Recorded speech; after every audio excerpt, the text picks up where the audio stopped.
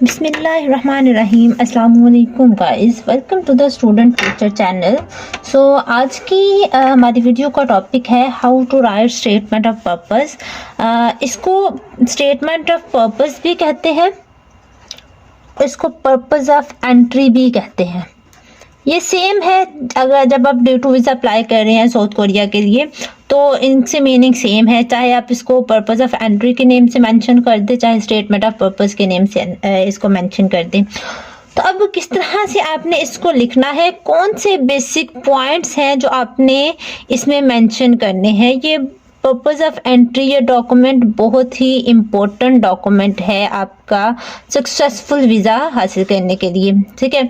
तो इसमें हम बेसिकली पॉइंट्स जो आपने लिखने हैं वो मैं आपको बता देती हूँ। सबसे पहले तो आपने लिखना है इंट्रोडक्शन, ठीक है। इंट्रोडक्शन में आप ब्रीफली अपने आप बारे में डिस्क्राइब करेंगे एक पैराग्राफ में। उसके बाद आपने मेंशन करना है पर्पस ऑफ एंट्री एंड उसके बाद आप मेंशन करेंगे व्हाई दिस यूनिवर्सिटी। ये पॉइंट आप ऐड करें अपने स्टेटमेंट ऑफ पर्पस में, ओके। और उसके बाद जो फोर्थ पॉइंट होगा आपका वो होगा कि व्हाई दिस प्रोग्राम। इसमें आप अपने प्रोग्राम, अपनी लैब से रिलेटेड इंफॉर्मेशन मेंशन करेंगे। और उसके बाद आपने जो नेक्स्ट पैराग्राफ में डिटेल्स देनी है वो एडमिशन से रिलेटेड होंगी कि आपका किस यूनिवर्सिटी में एडमिशन हुआ है, और साथ आप इसमें स्कॉलरशिप डिटेल्स भी ऐड कर दें, ओके। और देन आपने जो मोस्ट इम्पोर्टेंट पॉइंट है स्टेटमेंट ऑफ पर्पस में वो है return back to home country. और देन लास्ट पैराग्राफ में जस्ट कंक्लूडिंग पॉइंट्स आप ऐड करते हैं कि क्यों आप वीज़ा के लिए अप्लाई कर रहे हैं और क्यों आपको वीज़ा दे देना चाहिए। तो ये D2 वीज़ा के लिए कुछ इंपॉर्टेंट पॉइंट्स हैं जो आप अगर तो आप खुद से लिख रहे हैं तो ये पॉइंट्स काइंडली उसमें ज़रूर ऐड करिएगा। अदरवाइज़ मैं आपके साथ अपना स्टेटमेंट ऑफ पर्पस शेयर करती हूँ जो मैंने लिखा था अपने वीज़ा टाइम अप्लाई करते हुए। तो आप चाहे तो इसको भी फॉलो कर सकते हैं एज इट इज़। जस्ट जो पॉइंट्स मैंने हाईलाइट किए हुए हैं आप उनको एडिट कर लें, बाकी आई थिंक इट्स जनरल।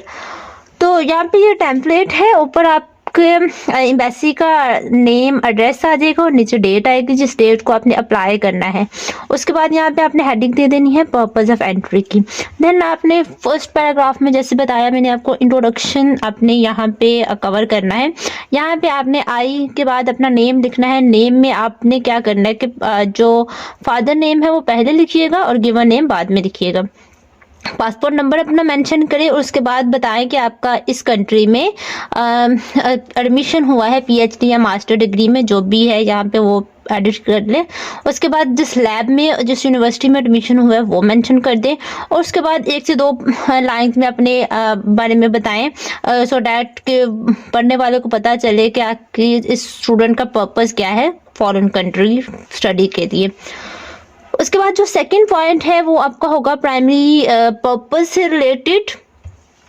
इसमें आपने मेंशन करना है कि why are you are going to this country और why you are going to this university in this lab और why you choose this programme, ठीक है। तो ये पॉइंट्स इसमें कवर हो जाएंगे। यहाँ पे आपने यूनिवर्सिटी के बारे में बता देना है कि ये आपकी लैब है और आपका जो मेन फोकस है, मेन जो वर्क है वो इस फील्ड में है, ठीक है। एंड आप इसको रीड आउट कर लीजिएगा और इसको अपने अकॉर्डिंग एडिट कर लें। ये हो गया आपका मेन पर्पस। उसके बाद जो थर्ड पैराग्राफ है उसमें आपने अपने एडमिशन को और अपनी स्कॉलरशिप को कवर करना है। जैसे यहाँ पे मैंने बताया कि मेरा इस कंट्री में इस यूनिवर्सिटी में एडमिशन हुआ है और यहाँ पे मुझे इतनी स्कॉलरशिप मिल रही है। यहाँ पे आपने स्कॉलरशिप जो है वो अपने जो आपको डॉक्यूमेंट मिलेगा स्कॉलरशिप लेटर उसके अकॉर्डिंग यहाँ पे आपने लिखना है। अगर आपकी फुली फंडेड स्कॉलरशिप है तो यहाँ पे लिख दे फुल ट्यूशन फी, और जो स्टिपेंड मिल रहा है वो भी वहाँ पे मेंशन होगा, वो आपने एज इट इज़ यहाँ पे लिख देना है। उसके बाद देखिए मैंने ये लास्ट में 1 से 2 लाइन्स में बताया है कि एयर टिकट्स, वीज़ा एक्सपेंसेस वगैरह तो आपने खुद बेयर करने होते हैं। तो आपने बता देना है कि मैं एयर टिकट्स और वीज़ा एक्सपेंसेस जो बेयर करूँगी उसकी बैंक स्टेटमेंट जो है वो इतने डॉलर्स की अटैच है, क्योंकि मैंने अपने केस में अपनी और अपने फादर दोनों की जमा करवाई थी तो वो टोटल अराउंड $8,000 की थी, तो वो मैंने यहाँ पे मेंशन कर दिया था। उसके बाद है आपने जो मोस्ट इम्पोर्टेंट पॉइंट है, my intention is to return to my home country. Okay, ये आपने यहाँ पे ज़रूर मेंशन करना है ये पैराग्राफ, और उसमें बताना है कि आप वापस अपनी कंट्री में आके क्या करेंगे और किस तरह से अपनी कंट्री को सपोर्ट करेंगे जो आप फॉरेन कंट्री से सीख के आए हैं। और जो लास्ट पैराग्राफ है आपका वो कंक्लूडिंग पॉइंट्स होंगे। इसमें आपने बता देना है कि वापस आके आपका क्या मेन पर्पस है, और वीज़ा अप्लाई करने के लिए आपको जो डॉक्यूमेंट्स रिक्वायर्ड हैं वो सारे इसमें अटैच कर दिए गए हैं, तो काइंडली मुझे ड्यू टू वीज़ा ग्रांट कर दे। ठीक है, सिग्नेचर्स आपने जरूर करने हैं यहाँ पे, और लास्ट में डेट मेंशन कर दे। तो ये पर्पस ऑफ एंट्री का टेम्पलेट है आपके पास, आप चाहे तो इसको एज इट इज़ यूज़ कर ले। यहाँ पे मैंने आपकी आसानी के लिए ये पॉइंट्स भी हाईलाइट कर दिए हैं जो आपको एडिट करने हैं। सो अभी के लिए बेस्ट ऑफ लक, मिलते हैं अपने नेक्स्ट वीडियो में। अल्लाह हाफिज़।